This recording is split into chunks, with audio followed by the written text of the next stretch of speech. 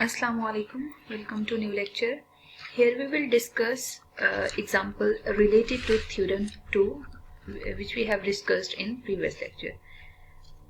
Basically here we will prove that if one angle of right angle triangle is 30 degree, the hypotenuse is twice as long as the side opposite to it. What does it mean? For example, we have right angle triangle. Right angle triangle एक ऐसी triangle होती है जिसमें एक angle 90 degree का हो. ठीक है, तो सबसे पहला काम हमने ये करना है कि राइट एंगल ट्राइंगल हमने बेसिकली ड्रॉ कर लेनी है, जिसको हम ए बी और सी मार्क कर देते हैं. ठीक है, अब आपसे ये कहा गया है कि इस राइट एंगल ट्राइंगल में जो ऑपोजिट साइड आ रही है, बेसिकली ऑपोजिट साइड ए सी है ना, उसको प्रूव करना है कि वो डबल है ऐसी साइड के जो 30 डिग्री के ऑपोजिट पे मौजूद है. ठीक है, तो बेसिकली देखें आपको यहाँ पे गिवन क्या है.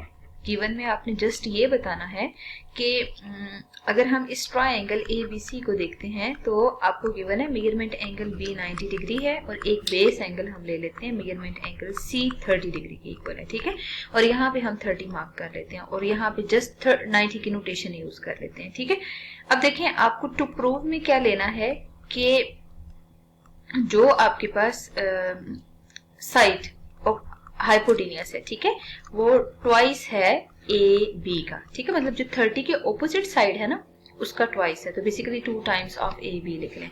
अब हमें यहाँ पे कंस्ट्रक्शन करने की जरूरत है और कंस्ट्रक्शन में हम हमेशा क्या करते हैं, हमारी कोशिश होती है कि एक ऐसा रिजल्ट नोट करें जिससे थ्योरम प्रॉपर प्रूव कर सकें. ठीक है, तो यहाँ पे देखें हमें क्या करना चाहिए. बेसिकली ये जो एंगल यहाँ मौजूद है 30, आपने ना at B construct angle 30 degree. ठीक है, तो यहाँ पे ना हम 30 डिग्री बनाने की कोशिश करते हैं. ठीक है, आप क्या करें, यहाँ डी पॉइंट तक मार्क करें. ठीक है, डी पॉइंट तक मार्क करने के बाद ये जो एंगल है बेसिकली आपको कंफर्म होना चाहिए ये भी 30 डिग्री है. ठीक है, खुद से कंस्ट्रक्शन हम कर रहे हैं तो कंस्ट्रक्शन में मार्क कर दें डी बी एंड सी जो एंगल है वो आपने 30 डिग्री कंस्ट्रक्ट किया खुद से. ठीक है, और लेट कर लें कि जो लेंथ बी डी है वो कट करी है कट्स या इंटरसेक्ट्स ए सी एट पॉइंट डी.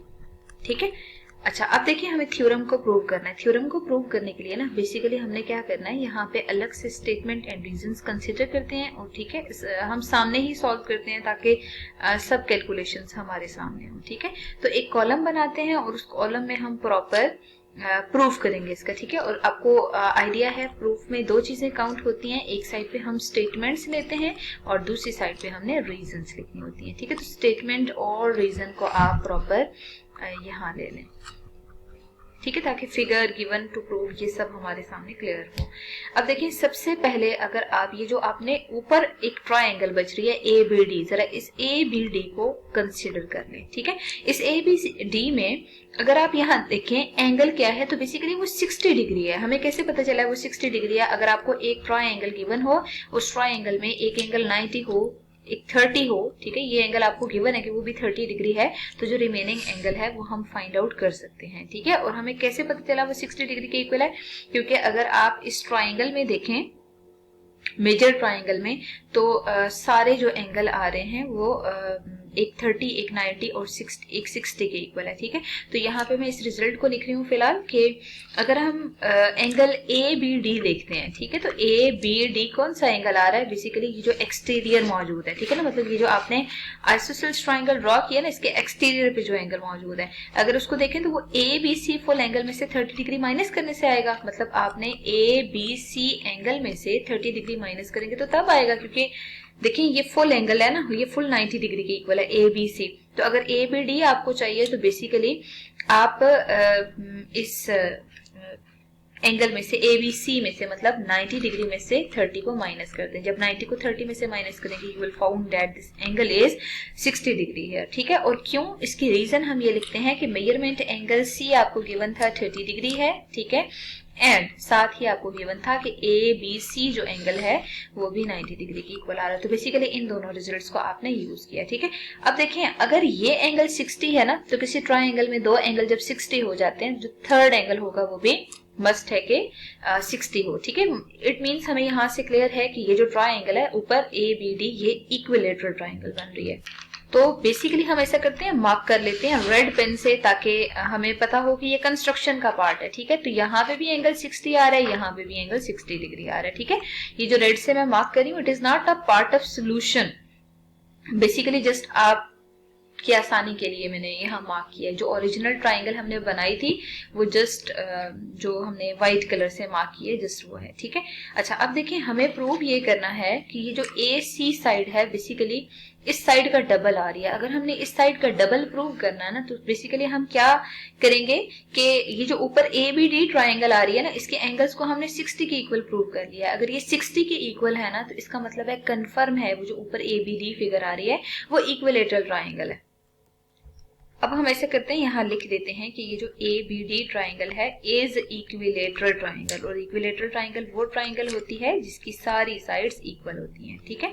अगर ये इक्विलेटरल ट्राइंगल है तो बेसिकली यहाँ पे हम रीजन में लिख देते हैं, इस वजह से इक्विलेटरल है कि बेसिकली जब आपने सारे एंगल्स निकाले हैं, ईच एंगल इज 60 डिग्री, ठीक है। Each angle is 60 degree here, it means यहाँ तक तो हमें इक्विलेटरल का केस प्रूव करना था। अब अगर इक्विलेटरल है तो इक्विलेटरल ट्राइंगल की सारी साइड्स इक्वल होती हैं, इसका मतलब है ए बी ए डी और जो मेजरमेंट डी बी आ रही है बेसिकली ये सारी इक्वल हैं, ठीक है। अगर ये इक्वल हैं तो यहाँ से देखें, हम यहाँ मार्क कर देते हैं ना ये सिंबॉलिक नोटेशन। अब देखें ये वाली दो साइड्स इक्वल हैं, ठीक है, जहां मैंने अभी एरो मार्क किया ए डी और डी सी, ये दोनों इक्वल हैं। अगर प्रॉपर हम ए सी साइड फुल लें, उसको ब्रेक करके लिखें, तो बेसिकली ये A D plus D C के इक्वल है, ठीक है। क्यों? क्योंकि एक स्ट्रेट लाइन है, ठीक है। स्ट्रेट लाइन पे अगर डी पॉइंट आ रहा है तो उस डी पॉइंट की वजह से ये सम की इक्वल होगा, ठीक है। अब देखिए आपको पता है कि ए डी और डी सी दोनों इक्वल है। अगर ए डी और डी सी इक्वल है तो वो ए बी के भी इक्वल है, ठीक है। इसका मतलब ये है कि ए सी की जगह आपने जब प्रॉपर स्प्लिट करके देखा तो ये सारी साइड्स क्योंकि ए बी के इक्वल है, हमने ए बी मतलब देखिए ना जो प्रूव करना है उसमें हमने बेसिकली ये ए बी का रिजल्ट प्रूव करना है, ठीक है। तो यहाँ पे आप क्या करें, इन दोनों की जगह जब ए बी पुट करेंगे तो आंसर ए बी के इक्वल आ जाएगा, ठीक है। तो 2 टाइम्स ऑफ ए बी के इक्वल आ रहा है, तो बेसिकली हमने यही प्रूव करना था, ठीक है। और सामने रीजन में लिख दें कि ये हमने तब पुट किया क्योंकि ए डी भी ए बी के इक्वल है एंड ए बी जो है वो ए बी के भी इक्वल है बेसिकली, और बी डी के भी इक्वल आ रहा है। अगर ये चारों लेंथ्स इक्वल आ रही हैं तो इसका मतलब ये है कि जो हमने थ्योरम की स्टेटमेंट को प्रूव करना था हमने डायरेक्ट वो प्रूव कर लिया। तो बेसिकली ये जो हमने स्टेटमेंट में यूज किया है एंगल 30-30, ये दोनों रिजल्ट हमने यहाँ पे यूज किए हैं कि 30 और 30 अगर इक्वल हैं तो उनकी ऑपोजिट साइड्स इक्वल होंगी। ये बेसिकली थ्योरम 2 में हम प्रूव कर चुके हैं कि अगर दो एंगल इक्वल होते हैं तो उनकी ऑपोजिट साइड्स भी हमेशा इक्वल होंगी। तो मतलब ये एप्लीकेशन होती है थ्योरम्स की स्टेटमेंट की कि अगर हमें कहीं पे अप्लाई करना पड़े तो हम इनको डायरेक्ट अप्लाई कर सकते हैं।